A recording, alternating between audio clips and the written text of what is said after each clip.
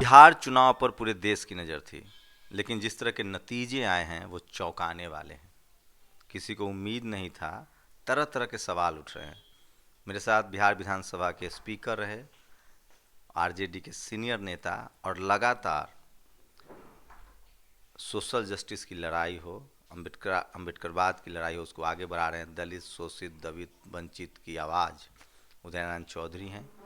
वो खुद भी चुनाव लड़ रहे थे। इस पूरे नतीजे जो आए हैं उस पर उनकी पहली प्रतिक्रिया मैं आपके सामने ला रहा हूँ। सर, नतीजों को लेकर क्या कहेंगे? देखिए, जो नतीजा आया है चुनाव का, ये बहुत अच्छे मास्टरमाइंड का मैनेज्ड रिजल्ट है। ईवीएम में भी बहुत होशियारी से मैनेजमेंट की गई है और पैसे और पावर का भी प्रयोग किया गया। पैसा अंधाधुंध खर्च किया गया, बांटे गए। पैसा इतना बांटा गया जिसका इमेजिन आप नहीं कर सकते हैं। उसी तरह से सीटों को चिन्हित करके जो वोकल थे, जो समझदार थे, उनको हराने की भी साजिश की गई। ये दोनों काम किया गया और सत्ता का उसमें प्रयोग किया गया। इसीलिए मैंने कहा कि मास्टरमाइंड का बिहार का चुनाव मास्टरमाइंड का प्रयोग करके इस चुनाव को जीता गया। जनता ने नहीं हराया है। जनता ने मजबूती से अपना मैंडेट दिया था, तेजस्वी यादव के पक्ष में महागठबंधन को दिया था।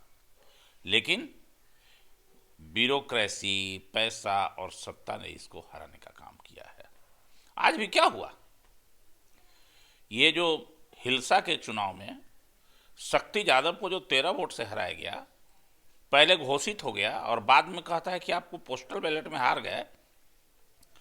ये इलेक्शन का मैनुअल है, रूल है कि सबसे पहले पोस्टल बैलेट की गिनती होगी और पोस्टल बैलेट की गिनती के बाद वो डिक्लेयर करना होगा और उसके बाद बूथों की गिनती होगी और बूथों की गिनती के बाद फिर 5 बूथ का बीपी पैट की गिनती होगी, उसमें से निकाल करके पर्ची।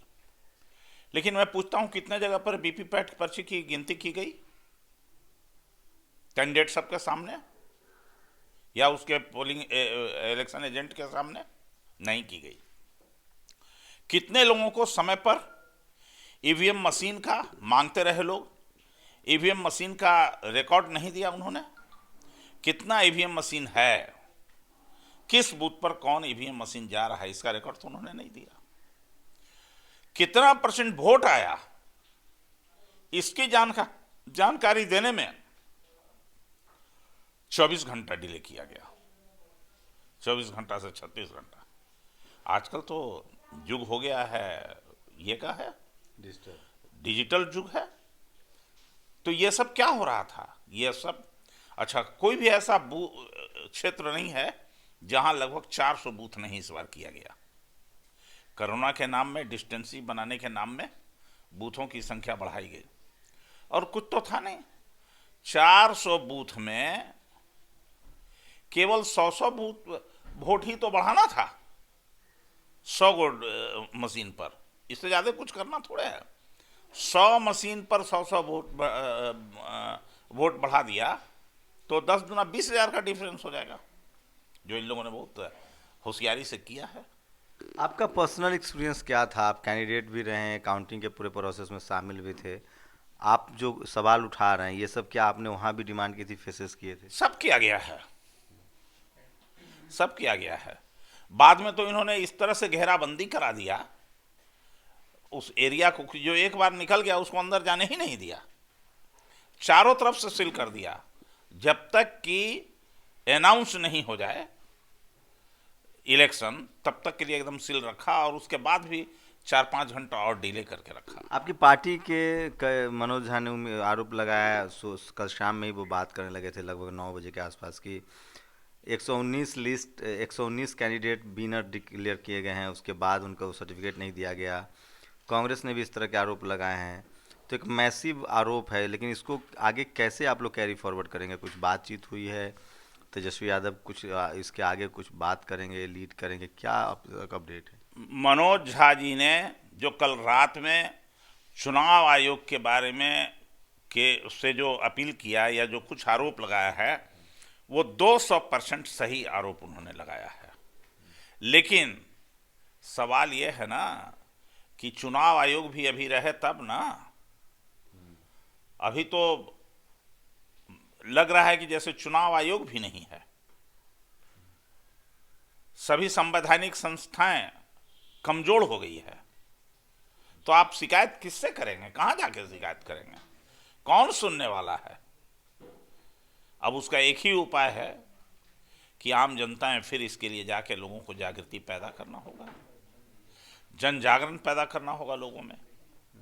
चुनाव के बारे में भी लोगों को जागृत करना होगा। नहीं, पैसे का इतना जबरदस्त खेल हुआ है। एक तेजस्वी एक हेलीकॉप्टर के खिलाफ 25 हेलीकॉप्टर चल रहा है, 30 हेलीकॉप्टर चल रहा है। इसके बावजूद जो आम जनता का मैंडेट था, आप देख सकते हैं उस भीड़ को देख करके। लेकिन कहते हैं कि ये हार गया। कैसे हारा भाई? आपके कारीगरी से हारा है, डिजिटल सिस्टम से हारा है। हारा नहीं है, जनता ने जिताया है, सत्ता ने हराया है। तो आगे क्या स्ट्रेटजी रहेगी आप लोगों को? अब 5 साल तो लोकसभा विधानसभा के लिए 5 साल का लंबा गैप है। देखिए, परिवर्तन की लड़ाई में कोई ज़्यादा समय नहीं होता है, 5 साल और 10 साल, कभी कभी आजीवन लोग लगे। अंबेडकर साहब तो लिख के चले गए, अब वो धरती पर रहे नहीं, लेकिन जो उन्होंने मानव एक एक इंसान को जो अधिकार दिया, वो आज भी उसके लिए संघर्ष हो रहा है, आगे भी होगा। अभी एक आखिरी सवाल, आपकी एक अपनी आइडेंटिटी है, खासकर जब शोषित वंचित समाज की बात करते हैं। आप भले चुनाव हार गए हो, लेकिन आगे की क्या रणनीति रहेगी आपकी? क्या आप लगातार वोकल रहेंगे? क्या क्या होगा मैसेज? निश्चित तौर से मैं इतना कह सकता हूं कि मैं वोकल भी रहूंगा और संविधान को बचाने के लिए, गरीब किसान मजदूर की आवाज़ को जगाने के लिए, जो शोषित और प्रताड़ित वर्ग है उसके हक और अधिकार की लड़ाई को हमेशा आगे बढ़ाते रहेंगे। और अब मैं लगातार तेजस्वी यादव के नेतृत्व को आगे बढ़ाने का ही प्रयास करूंगा इसके माध्यम से, और राष्ट्रीय जनता दल में ही रहूंगा। ये एक सवाल है, चूँकि आप नीतीश जी को बहुत करीब से जानते भी हैं, लोग कह रहे हैं कि अगर उन पर दबाव बढ़ा, जिस तरह की पिछले बार उन पर दबाव बढ़ा था, तो वो बीजेपी में चले आए थे, कि चाबी उनके पास भी है, बीजेपी अगर एक्सेप्ट नहीं करती है तो वो तेजस्वी के साथ भी आ सकते हैं। ऐसी कोई पॉसिबिलिटी दिख रही है? ऐसी कोई पॉसिबिलिटी मुझे नहीं दिखाई देती, लोग कह रहे हैं। लेकिन इतना मजबूत ताला का चाबी रखे हुए है भाजपा, अमित शाह जी के पास है, कि उस शिकंजे से, उस ताले से बाहर नहीं निकल सकते हैं। जो नीतीश कुमार जी हैं, माननीय मुख्यमंत्री जी, उससे बाहर नहीं निकल सकते हैं। मुख्यमंत्री इन्हीं को बनाएगा, इसमें भी कोई दो मत नहीं है। ये मुख्यमंत्री बनेंगे, लेकिन एक पंगु मुख्यमंत्री के रूप में बनेंगे, बिना रीढ़ की हड्डी वाला मुख्यमंत्री बनेंगे। अभी जो नतीजे आए हैं उसमें 8-10 क्रूशियल सीट्स हैं, एमआईएम के हैं, हम के हैं और बीआईपी के हैं। क्या लगता है, जो 3 लोग तो आप ही के गठबंधन में थे, वो कहीं ना कहीं अगर वो रह जाते, उससे कन्वर्सेशन, बातचीत हो सकती थी? करके ही क्या करिएगा आप? करके ही क्या करिएगा? असली ताला का चाबी तो रखे हुए दिल्ली में। ये महाराष्ट्र में क्या हुआ था? सुबह 4 बजे भोर में वोट करा दिया, राष्ट्रपति शासन हटा करके। भी है हमारे सामने एग्जाम्पल। तो ये बहुत एग्जाम्पल है। आपकी पार्टी बहुत फॉरवर्ड डिफेंसिव बैटिंग कर रही है, वो फ्रंट फुट पर आकर खेल नहीं रही है। वो इन सब बातों को नहीं कह रही है कि बीजेपी या नीतीश कुमार सत्ता के लिए कुछ भी कर सकते हैं। कोई बातचीत नहीं है, वो एक बहुत चुप्पी है। मध्य प्रदेश में क्या हुई? मध्य प्रदेश में कौन सा खेल हुआ कांग्रेस को हटाने के लिए? यही खेल ना हुआ, पैसे का, सत्ता का। तो अभी तो बीजेपी के पास 3 चीज है, याद रखिएगा।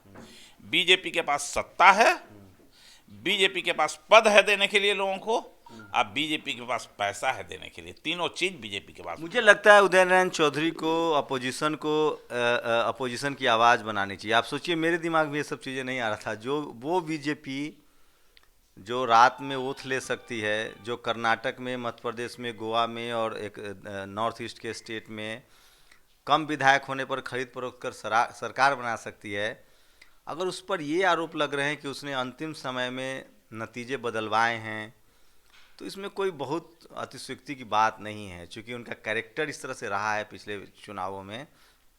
लेकिन सवाल है कि जो लोग चुनाव हारे हैं वो ये सब बात उठा नहीं रहे हैं, वो सवाल कर नहीं रहे हैं। उदय नारायण चौधरी को मुझे लगता है कि एक चेहरा बनाना चाहिए, कोई तो है जो कम से कम बोलने की ताकत रखता हो।